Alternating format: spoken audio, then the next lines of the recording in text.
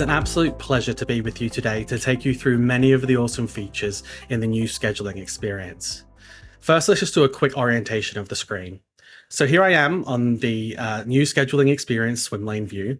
Along the top, I've got my header where I can quickly and easily see which schedule that I'm looking at, quickly able to adjust through to look at today, change the date period, or even the period of time that I'm looking at, being a day, 3-day, or week view of the data set. We've also got the swim lane itself where we can see all of our resources along with all of the work that they've been allocated. One of my new personal favorites is the view of jobs that we can also layer in here and see on the swim lane as well. Okay, so let's take a look at global saved views. So coming up into the hamburger menu here, I'm able to click on that and open it up to see all of the different views that I've got already configured that have either been shared with me or ones that I've created by myself. If you've used list views before, this is where the same technology has come to meet the power of the new scheduling experience. So you'll be right at home with using a lot of these features. You can quickly navigate between all of your different saved views, between going to your shared views or private views, or indeed using the search at the top. You can even modify each of the views that you've got in the list here. So you can come in and quickly view the settings for a particular view, duplicate it, or delete it. So let's go ahead and have a look at the All Safety Analyst schedule here. This is a day view of all the safety analysts across multiple regions. And what I want to do is I want to duplicate this to create something quite similar, but for inspectors. And so I'm going to come in here to our hamburger menu, click on the ellipsis and go and click duplicate view. You'll see that my new view has shown up here. And I want to come in and edit it and quickly update it to say inspectors. And you can see that I can now choose to share this with just myself or everyone in the team. I then have a range of different options that I can choose from here. So I can choose whether or not I want to show, different days of the week. I can choose which hours I want to display in this particular configuration of the swim lane. I can choose the snap unit. So when I click and drag jobs from the work list below onto the swim lane, I can choose the interval that they snap to. And then I can choose whether or not we show travel time. Now, do remember that these are, particularly with travel time here, configuration over and above the global setting. So you can really tailor each view to exactly what you need. And that goes with all of the other settings here as well. And so now we've got our all inspectors schedule, and that is showing up here in our view for everyone. And outside of any of these swim lane options that can be adjusted, the filters applied to both the swim lane here, as well as the work list here, are also saved to the view.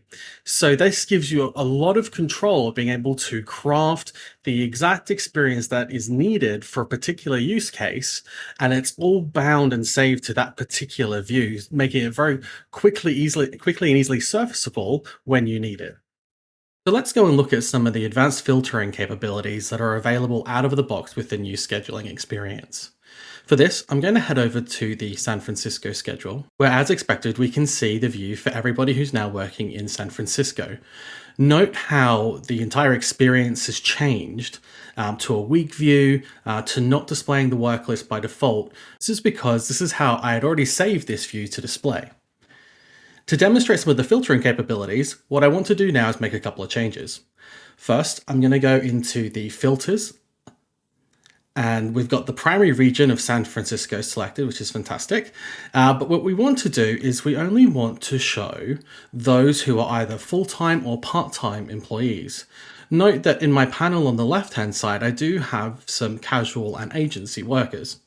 So I'm going to come in here and set the employment type is one of either full-time or part-time. Notice as I've made this change, we've now can see the Save View Changes option showing up. But I don't want to stop there. The next thing I would like to do is actually sort the order of my resources to ensure that my full-time employees show up first, to prioritize them when allocations are made. So I'm going to jump into the sort data, come in, choose employment type, and click confirm. And now you'll see that I can see all of my full-time employees followed by all of the part-time ones. Now that I've made these changes, I'm just going to go ahead and save my view. And these changes will be reflected every time I now open up the San Francisco schedule. And in addition to swim lane filtering, we can also apply filters to the work list. So here currently I've got all of my San Francisco jobs. And if I jump into filters, I can quickly and easily support a multi-region use case here by adjusting the region to be one of either San Francisco or San Jose. Could go ahead and apply some additional filters. For example, I only want to look at jobs with a status that is queued. And I want to also look at jobs that have a high urgency.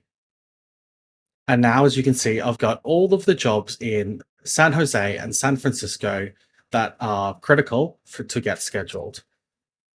So I can go ahead and save these changes, and then these will be saved to my San Francisco schedule, so it's all readily accessible when I need it.